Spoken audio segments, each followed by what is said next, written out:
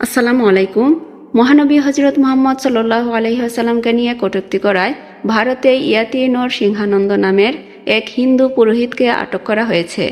ভারতীয় সংবাদ মাধ্যম ইন্ডিয়ান এক্সপ্রেসের প্রতিবেদনে এ তথ্য জানানো হয়।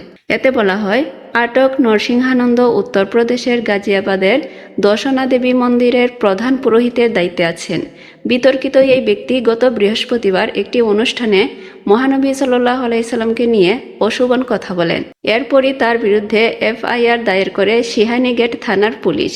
ভারতের কেন্দ্রের ক্ষমতাসীন হিন্দুত্ববাদী দল বিজেপির এমএলএ নন্দকিশোর গুর্জার অভিযোগ করেছেন, গত শুক্রবার ওই বিতর্কিত পুরোহিতের মন্দিরে হামলা চালানো হয়েছে, আর যারা মন্দিরে হামলা চালিয়েছে তাদের গুলি করে হত্যা করা উচিত।